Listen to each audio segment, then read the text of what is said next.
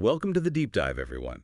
Ready for a deep dive into the world of hotel revenue management systems? RMS. RMS, exactly. We have an amazing guide to break down today, co-authored by, Dr. Ibrahim Mohammed and Professor Basak Denizci Guillet. Two brilliant minds in the field. Absolutely, and they didn't stop there. They interviewed 20 other revenue management pros. Wow, talk about a wealth of knowledge. Seriously. So this deep dive is like getting advice from, like 22 experts all at once? The dream team of revenue management. Right. Before we jump into the good stuff, though, let's make sure everyone's on the same page. What exactly is an RMS, and why is it, essential for hotels these days? Okay, so imagine you're juggling. You've got occupancy rates over here, seasonality over there, local events popping up, and you're trying to set room prices manually. Sounds like a nightmare. It can be. Yeah. And you're probably missing out on some serious revenue opportunities. That's where the RMS steps in. It takes all that data, all those numbers, and it crunches them, giving you recommendations on how to price your rooms and manage your inventory, like a pro. So it's like having a super smart assistant to help you maximize those profits. Exactly. It takes the guesswork out of revenue management. Love it. Now, this guide we have, it's got a really practical section on the do's and don'ts of using an RMS effectively. Super helpful, yeah. Let's start with the do's. What do the experts really emphasize when it comes to getting the most out of an RMS? Okay, so first things first, implementation. Getting the system set up correctly is crucial. Makes sense. You have to make sure it reflects your specific hotel, Right. your inventory types, your pricing structures, any special rules you might have. So like building a house, you need a solid foundation. Exactly. If the foundation's wonky, the whole thing is going to be shaky. And you wouldn't just build a house and never check on it, right? Nope. You got to make sure everything's running smoothly.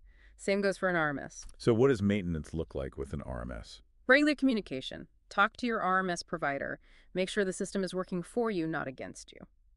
And that leads us to another important do, understanding the why behind the numbers. Okay, I'm intrigued. The guide talks about something called unconstrained demand forecasting. It might sound a bit intimidating, but it's a really valuable concept. Unconstrained demand forecasting. Break that down for me. Okay, so it's basically figuring out how many people would want to book your rooms if you had unlimited space. I see. So it goes beyond just looking at your past occupancy rates. Right. It considers things like big events in your city, seasonal trends, even things like the economy, which can, impact travel. Wow. So you could potentially spot opportunities you might have missed otherwise. Exactly. And you can see if your prices are too low, maybe, if demand is consistently higher than what you're actually filling. That's amazing. Now, I really want to talk about overrides. What's This is that? where things get interesting, right? Overrides. Oh, yeah. The guide has a really clear framework for this. When it's okay to basically take manual control. Okay, so let's break down this framework. When is it appropriate to override the system? Well, first you got to figure out what kind of override you're making. Are you changing the forecasting variables themselves, like adding info about a new local event? Or are you tweaking the price recommendations the system gives you? So understanding how the system works is crucial here. Totally. Then you got to decide, how often are you going to do these overrides? And by how much? Are you going to deviate 5%, 10%? Having some guidelines in place helps you stay strategic. I like that. Right. And the guide mentions this really helpful rule, the 80-20 rule. 80-20. Fill me in. If you're overriding the system more than 20% of the time, something's probably up. Maybe the system isn't configured right, or maybe you need to have a chat with your provider. It's all about finding that balance. Yeah. Right? Trusting the system, but also using your own judgment. You got it. Which brings us to a really important point. Even with all this fancy technology, we can't forget about the human touch in revenue management. Right, the art of hospitality. Exactly. The experts in this guide make it very clear. An RMS is a tool. It's not a replacement for good old-fashioned human judgment. Makes you feel a little better knowing that humans still matter. Absolutely. We bring a level of understanding about guest behavior that no algorithm can replicate. So true. Okay, we've explored the do's. What about the don'ts? What pitfalls should we avoid? Well, first and foremost, don't just override the system because you have a hunch. Right, no gut feelings. Exactly. Have a valid reason. Ask yourself, what do I know that the system might be missing? So it's about being able to articulate your reasoning. Exactly. And this leads us to another don't. Don't forget to document your overrides. Documentation. Not always the most exciting task. I know, but trust me, it's important. It helps you understand your decisions later on. It's like leaving a trail of breadcrumbs so you can see where you've been. Exactly. Imagine trying to remember why you made a certain price change 6 months ago. Documentation is key. Helps you learn from your past decisions, too. Totally. You start to see patterns and figure out what works best. Okay, so we've got avoiding unnecessary overrides and documenting everything. What else should we be wary of? Biases. The guide mentions biases. Ah, yes, biases. We all have them, whether we realize it or not. So true. But in revenue management, they can really lead us astray. We might overestimate demand, for example, or be way too optimistic about a new marketing campaign. Clouding our judgment. Exactly. So how do we combat these biases? First step, admit we have them. We're all human. And then try to figure out what our blind spots are. Are we overconfident? Do we cling to old assumptions? And once you know your weaknesses, you can start to mitigate them. Exactly. And don't be afraid to get different perspectives. Talk to your team. Get input from other departments. Surround yourself with different viewpoints. I like that. And the guide has this cool tool they call the what if game. What if game? I love games. It's a good one. Even when the system's recommendation seems perfect, challenge yourself. What factors might the system be missing? So for example, if the system says to raise prices based on past data, you might ask, what if there's a sudden economic downturn? Right. Or what if a competitor does a huge promotion? Playing out different scenarios, testing the waters. Exactly. It helps you find any weaknesses in your pricing strategy. And this is where our knowledge of the local market really comes in handy. Absolutely. You know your competitors, your target audience, the little quirks of your area. Use that knowledge to play the what if game. Love it. It's all about combining data with human insight. Okay, before we move on, let's peek into the glossary at the back of this guide. It's got some really interesting terms. Definitely worth a look. Let's start with data anomalies. Sounds a little sci-fi, but I have a feeling it's pretty important in the real world of RMS. Oh, it is. Data anomalies are those little glitches, inconsistencies that sneak into your data. Okay, like what? Simple things like data entry errors, a missing value, a sudden spike in demand that doesn't make sense. And even small errors can throw everything off. Absolutely. Garbage in, garbage out, as they say. If you're feeding the system bad data, you'll get bad results. Data integrity is crucial. It's everything. And it's not just about having the right data, it's about understanding how it's being used. Remember those forecasting variables we talked about? Yeah, those are important. You gotta know what's driving the system's predictions. Makes sense. So if you see something weird, like a sudden surge in bookings that the system didn't predict, you got to investigate. Right. The thing that the system doesn't know about? Like being a detective, looking for clues. Exactly. You can't just blindly accept the numbers. Be critical, ask questions, use your knowledge of the market. This has been so insightful. I feel like we've barely scratched the surface, though. We've got so much more to explore. Before we jump into part 2 of this deep dive, any last words about data integrity and those sneaky data anomalies? Just remember, data is the foundation of good RMS management. But it's not enough just to have data. You have to understand it, make sure it's accurate, and be able to interpret it in the context of your market and your goals. Great advice. We'll be back soon to unpack those expert interviews. Stay tuned. Can't wait. Welcome back to the deep dive. It's amazing how a tiny data entry error can snowball into a big revenue management headache. It's a good reminder to be super careful when you're working with your RMS, dotting those I's and crossing those T's. Now, I'm excited to dive into those 20 expert interviews. What were some of the biggest takeaways from those conversations? What really stood out? Well, the thing that kept coming up was stakeholder management. The guide mentions this a bit, warning about, ignoring internal and external pressures. But the interviews really brought that challenge to life, It's something that a lot of people struggle with. It makes sense. When you think about all the different people involved in a hotel, everyone has their own priorities. Exactly. You've got the owners. They're all about those profits, right? Then you've got the sales team. They're pushing for discounts to close deals. And the marketing folks, they're trying to attract specific types of guests. It's a lot to juggle. So how do we use an RMS to get everyone on the same page? How do we make sure everyone's working together instead of against each other? Communication is key.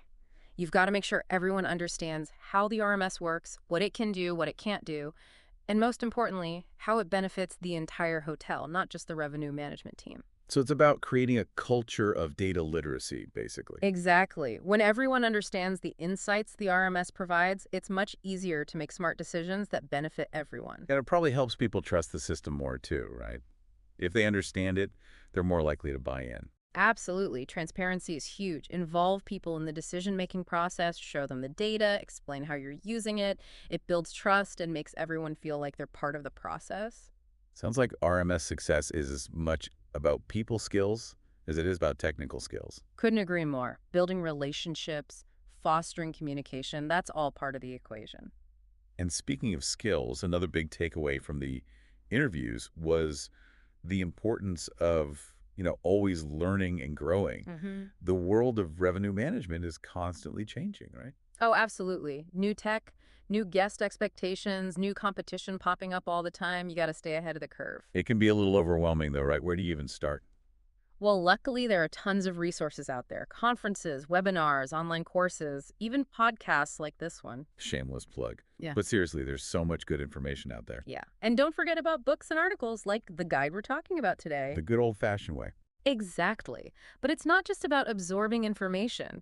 You have to be open to new ideas, trying things out, even failing sometimes. I've learned some of my biggest lessons from failures. Me too. You pick yourself up, dust yourself off, and figure out what went wrong. That's how you grow. Okay, so we've got communication, continuous learning. There was one term in the glossary that really resonated with me: strategic decisions.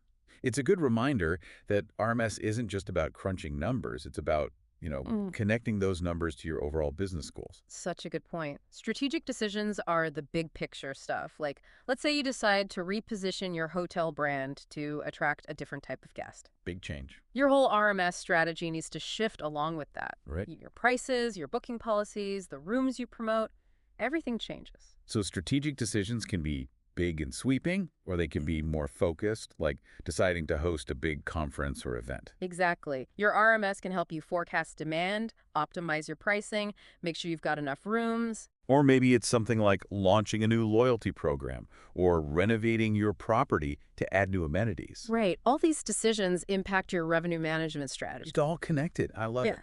This deep dive has been amazing. We've talked about do's and don'ts, dissected the glossary, and now we've got all these great insights from the expert interviews.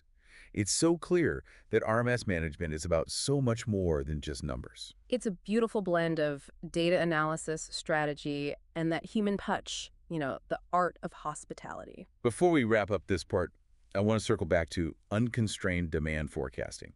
I think it's so important to keep that concept in mind, especially when we're talking about strategic decisions. It's easy to get lost in the day-to-day, looking at occupancy rates and those little fluctuations.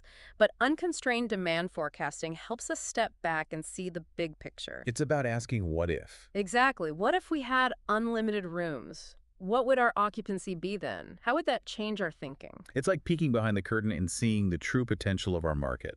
Exactly. It can help you spot missed opportunities, maybe justify expanding your property. Or maybe adjust your pricing to capture more of that demand. Exactly. Unconstrained demand forecasting, it's like having a crystal ball. You can see beyond your limitations and make decisions that maximize your potential. I love that analogy. We're not just reacting to the market, we're anticipating it. And that's what effective revenue management is all about: using data and your own intuition to make smart decisions that lead to success.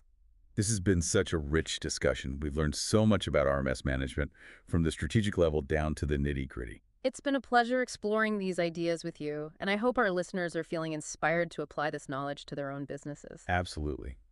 Now, before we move on to the final part of our deep dive, I have a question for you. Given everything we've discussed today, the do's and don'ts, the expert advice, the importance of strategy, what's one piece of advice you would give to someone who's just starting out with their RMS journey? That's a great question. I think the most important thing is to approach it with a sense of curiosity and a willingness to learn.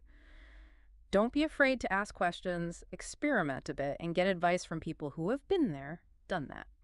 And we're back for the final part of our deep dive. We've spent the last two parts, really getting into the headspace of RMS management, but now I want to talk about the actual doing.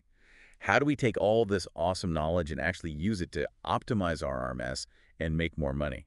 It's a good point. Theory is great, but we got to put it into practice. We got to make it work for us. Exactly. So let's start with one of the most important things: pricing. How can we use our RMS to find that sweet spot? The price that attracts guests but also makes us the most profit. The guide really emphasizes this, Don't just match your competitors' prices. It's tempting, Right. but it's not strategic. It's like following the crowd instead of blazing your own trail. Right. And your RMS has so much data that goes beyond just what your competitors are doing. It Hmm. looks at historical trends, seasonality, events, even like the overall economy, things that can impact travel. So it's about using all that data to set prices that can change, Yeah. in real time based on demand. Dynamic pricing. It's like a puzzle, and your RMS is helping you solve it. Finding the best price for each room, for each day, even each hour. It's pretty amazing when you think about it. And that's where those overrides come in handy, remember. Let's say there's a big conference coming to town that the system doesn't know about yet. You can tweak it. Right. You can adjust the variables to reflect that extra demand. Or maybe you notice a lot of last-minute bookings for a particular weekend. You can adjust the pricing to capitalize on that. So it's all about using your knowledge of the market, your own expertise, to fine-tune those recommendations. Exactly. And don't forget to track your results, see what's working, what's not. It's all about constant learning and adapting. Okay, pricing is key. What about inventory control? How do we make sure we're selling the right rooms to the right guests at the right time? It's all about understanding your guest segments. Remembering that revenue management isn't just numbers, it's about people too. Right, the human element. Different guests have different booking habits. Some book last minute, some book way in advance. Some are super price sensitive, others are willing to pay more for flexibility. And our RMS can help us figure all that out. For sure. You can use it to segment your guests and create an inventory strategy that caters to those different needs. For example, you might want to set aside some rooms for your highest value guests, the ones who spend more on extras. So you guarantee they have the rooms they want, even if it means fewer rooms are available for other guests. Exactly. Or maybe you adjust your booking policies to encourage those early birds, offer a discount for booking in advance. Smart. It's all about optimizing that mix, right? Yeah. Making sure you're catering to everyone. And just like with pricing, flexibility is key. If you see a sudden change in demand from one type of guest, your RMS can help you spot that and adapt your strategy. Okay, last but not least, let's talk about forecasting. The guide really emphasizes the importance of understanding all those variables that go into those, what were they called again? Unconstrained demand forecasts. Yes, those. Don't just look at the forecast, right? Dig deeper. What's driving those predictions? What factors are at play? We got to be critical thinkers. Exactly. The more you understand the forecasting process, the better you can fine-tune it and make it even more accurate. It's like a two-way street. You learn from the system learns from you. I like that. And all that learning leads to better decisions and ultimately more revenue. This deep dive has been amazing. I feel like we've gone from zero to hero on RMS management. We've covered so much ground. It's all thanks to this fantastic guide and those incredible insights from the revenue management experts. A true wealth of knowledge. Absolutely. Yeah. Now, before we say goodbye, I want to leave our listeners with a challenge. Thinking about everything we've discussed, the do's and don'ts, the expert advice, the importance of strategy, what's one area of your hotel's revenue management that you're going to take another look at? What's one action you can take to improve your pricing, your inventory, your forecasting? I love that challenge. The learning doesn't stop here, folks. Keep exploring, keep experimenting, and keep pushing the boundaries of what's possible with your RMS. Couldn't have said it better myself. No. That's it for this deep dive into the world of hotel revenue management systems. Thanks for joining us. Until next time, may your data be insightful and your profits sky high.